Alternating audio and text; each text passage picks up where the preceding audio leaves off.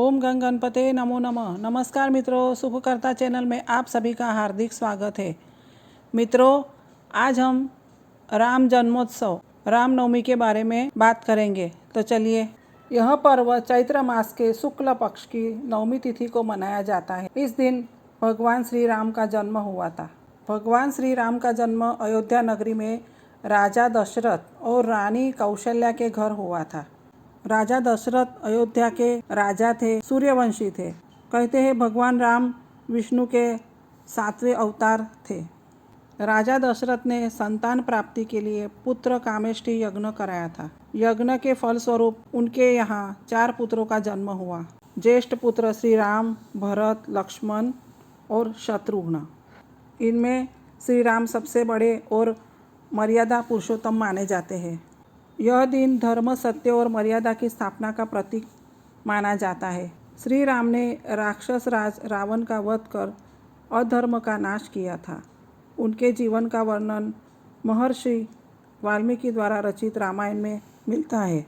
रामनवमी के दिन प्रातःकाल स्नान कर स्वच्छ वस्त्र धारण कर घर के मंदिर में भगवान श्री राम, सीता माता, लक्ष्मण और हनुमान जी की प्रतिमा स्थापित करें। फूल, अक्षत, रोली, धूप, दीप, तुलसी पत्र, पंचामृत, फल और मिठाई प्रसादी में रखें। भगवान को स्नान कराएं।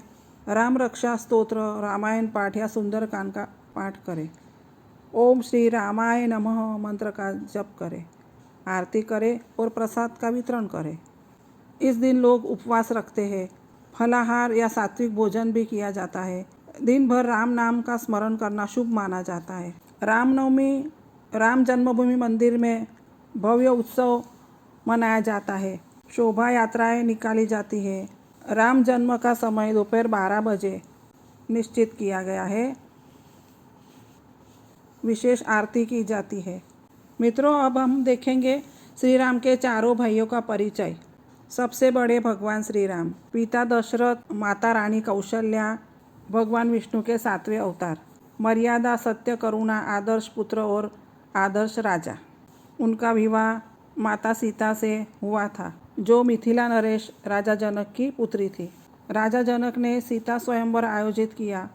शर्त थी कि जो शिवजी के दिव्य धनुष पिनाक को उठाकर प्रत्यंचा चढ़ाएगा, वही सीता से विवाह करेगा। श्री राम ने धनुष उठाकर तोड़ दिया और सीता से विवाह हुआ। दूसरे नंबर पर आते भरत। उनकी माता कैकेयी थी। वह त्याग और धर्मनिष्ठा के प्रतीक थे।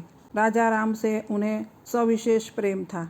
उनका विवाह राजा कुशध्वज, जनक राजा के भाई की पुत्री मांडवी से हुआ था। सीता राम विवाह के बाद राजा जनक के छोटे भाई कुशध्वज की पुत्री मांडवी का विवाह भरत से किया गया।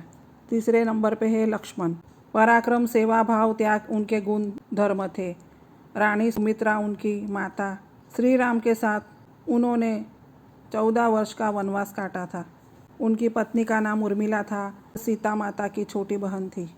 उर्मिला का विवाह लक्ष्मण से उसी समय हुआ जब श्री राम सीता का विवाह हुआ था। चौथे नंबर पर आते हैं शत्रुघ्न। उनकी माता का नाम सुमित्रा। वह शांत स्वभाव और नीति निपुण थे। उनकी पत्नी का नाम श्रुतकीर्ति और वह राजा कुशध्वज की पुत्री थी। चारों भाइयों का विवाह एक ही समय सीता स्वयंवर के पश्चात मिथिला में हुआ। यह एक भव्य राजकीय समारोह था जिसमें अयोध्या और मिथिला दोनों राज्यों ने मिलकर उत्सव मनाया था। इसमें विशेष बात यह है कि चारों भाइयों का विवाह चारों बहनें सीता, उर्मिला, मांडवी, श्रुतकीर्ति आपस में सगी बहनें थीं। इस प्रकार अयोध्या और मिथिला का संबंध और भी गहरा हो गया। मित्रों, अब हम देखेंगे राजा दशरथ का परिचय। राजा दशरथ अयोध्या के महान और प्रतापी राजा थे। वे सूर्यवंश इक्ष्वाकु वंश के राजा थे और धर्म, पराक्रम तथा सत्यनिष्ठा के लिए प्रसिद्ध थे।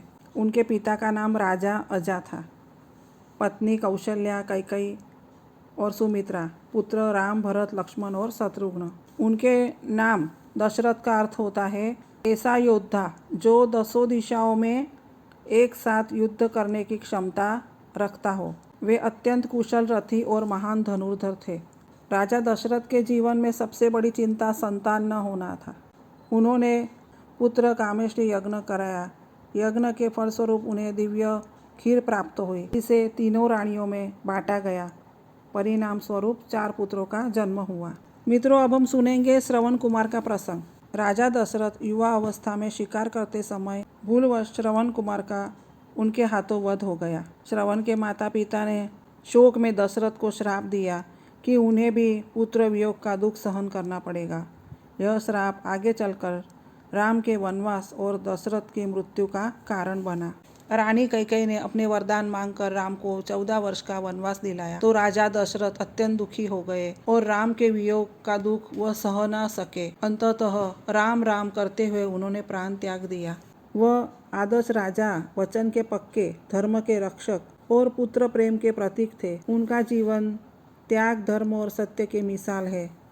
तो मित्रों, आज हमने रामनवमी और उनके पिता राजा दशरथ के बारे में बात की। अगर आप सभी को हमारा यह वीडियो पसंद आया हो तो प्लीज़ लाइक, शेयर और सब्सक्राइब ज़रूर करें और हाँ, कमेंट करना न भूलें।